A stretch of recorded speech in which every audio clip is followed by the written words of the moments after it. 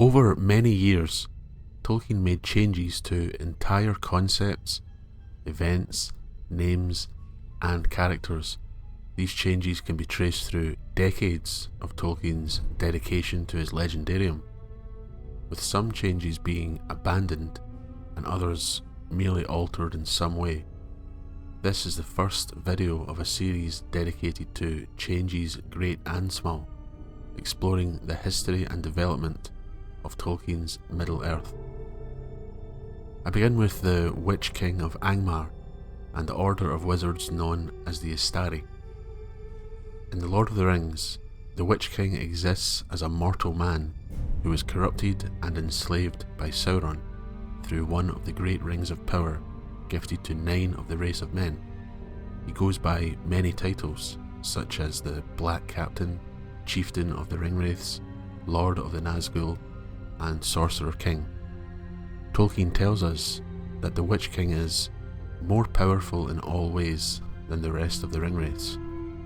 Unfinished Tales even tells us that the Witch King did not fear water like the others and could stray alone in daylight. He is taller, donning a crown of steel, and is chief of those who are Sauron's most terrible servants. The wizards were emissaries of the Valar, coming to Middle-earth to aid the Free Peoples against the growing threat of Sauron's return and rise to power. The most recognisable of this order to readers of Tolkien's works are Gandalf, Saruman, and Radagast. The chief figures in the War of the Ring were of course Gandalf and Saruman, with the former falling in a battle with the Balrog Durin's Bane and returning as Gandalf the White through an act of divine intervention on the part of Eru Ilúvatar, the latter betraying the Order and falling through a desire to set himself up as a power, seeking control, rule, and order. As The Lord of the Rings stands, we do not know the identity of the Witch King of Angmar, which we should remember is a title and not a name. Theories exist as they always do, but we really do not know his identity, and while some theories collapse sooner than others, they all seem to collapse in the end. Was he an evil sorcerer who was gifted a ring of power, growing greater in power until becoming the chief of all those enslaved by Sauron? Was he someone of great lineage who was gifted a ring of power, who then fell, learning new knowledge and sorcery in the same manner as someone like the Mouth of Sauron? We don't really know. What is important for this discussion is that the Witch King is a mortal man, while Gandalf and the rest of the wizards exist as incarnated spirits. They are Maiar, beings created by Eru before the making of the world. The Witch King was not always a man in the mind of Tolkien. In the early development of this figure, the Witch King and the Istari were of the same order. All were wizards, or a company of white wizards, perhaps even before the idea that the wizards were of divine origin. In early forms of The Lord of the Rings, the Witch King was a renegade wizard, once on the side of Gandalf, before turning from that path to serve Sauron. The following passage is Tolkien's first attempt, through notes, at imagining a discussion about the Witch King held by Gandalf, Denethor, Steward of Gondor, Faramir, his son, and the hobbit Pippin. Denethor and Faramir marvel at Gandalf's power over Nazgul. Gandalf says things are still not so bad, because the Wizard King has not yet appeared. He reveals that he is a renegade of his own order, from Numenor. So far I have saved myself from him only by flight. For many an age he has lain in hiding or sleep while his master's power waned, but now he has grown more fell than ever. Yet it was foretold that he should be overthrown in the end by one young and gallant, but maybe that lies far in the future. I'll leave it up to you if you think Wizard King is a better name than Witch King. Now this idea is very interesting to me. A member of Gandalf's order betrays them and actively joins Sauron. Of course, Saruman the White betrays the order in the final story, but despite what many believe, he doesn't become a willing servant of Sauron. This is different, a fallen wizard who still becomes one of the Black Riders. To make things more interesting, it is stated that the Wizard King was from Numenor. At this point, Gandalf indicates that he has saved himself from this figure. Even if they are of the same order, Gandalf says that to protect himself, he has had to evade him. Finally, Tolkien even hints at his destruction and a variation of the foresight of Glorfindel in a comment about one young and gallant overthrowing this Wizard King. It could be that at this time Tolkien was considering Merry, or possibly even Pippin, as the one to defeat him. Moving on from notes, Tolkien began constructing an actual draft, altering some details in the process. "But he has come whom I feared." "Not the Dark Lord," cried Pippin. "No, he will not come except in triumph," said Gandalf. "He wields others as his weapons.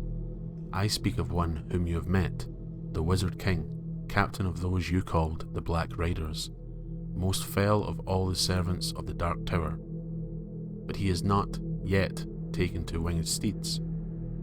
In him I am not overmatched, and yet still I am matched, for he was a member of our order before evil took him." Things have changed. Gandalf now states that he is not overmatched, and any reference to fleeing from the Wizard King has been removed. Now Gandalf is a match for him, with the reason being that they are of the same order.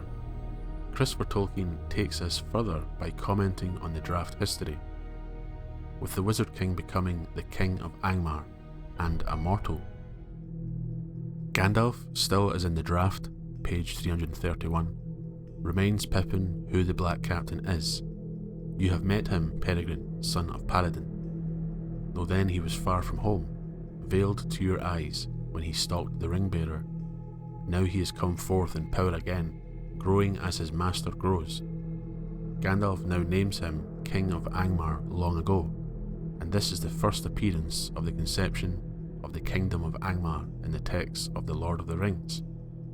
To Denethor's challenge as to his courage in facing this foe, the wizard recalls a prophecy concerning the fate of the Lord of the Nazgul, different from that in the brief outline given on page 326. "And if words spoken of old come true, he is not doomed to fall before warrior or wise, men of war or wisdom, but in the hour of his victory to be overthrown by one who has never slain a man, by one who has slain no living thing." The foresight attributed to Glorfindel in the final text is developed further here, where it is now said that the King of Angmar will fall by one who has never slain a living thing. Still quite different to the final text. This is also the first mention of Angmar, the realm of the Witch King. Depending how you look at these developments, it seems that at one point in the history of the Legendarium, the Witch King was said to be very similar to Gandalf. Being of Numenor, it then hints at this existing at a time before Gandalf and the other wizards were Maiar, also meaning that they may not have been emissaries of the Valar. Could it be that the development of the Maiar led to Tolkien changing the origin of this evil being into a mortal man and sorcerer? Of course, it could have been the Rings of Power being brought into the equation, allowing for the greatest of Sauron's servants to be one corrupted by Sauron through treacherous gifts. This is quite a massive change to the entire world Tolkien created. Imagine an order of white wizards as being merely good figures of power, setting themselves against Sauron, none of them being a match for Sauron individually, but standing united against him. While it was abandoned, I love Tolkien's idea here about who we now know as the Witch King being a fallen member of this order, willingly joining Sauron. Note he is called a renegade. He may not have been deceived or corrupted, but has willingly set himself against his former organisation. It's a great idea and could still result in the Astari collapsing in on itself as an order, with one joining Sauron, another betraying the order to follow his own path, and Gandalf still being able to fall, and perhaps return as a renewed enemy of Sauron. We can be left to imagine a confrontation at the Great Gate of Minas Tirith between this Witch King and Gandalf. In the end, The Witch King was removed as a member of this order and exists as a mortal man, but a cut above others, a powerful and mysterious figure, and still a threat to the enemies of Sauron.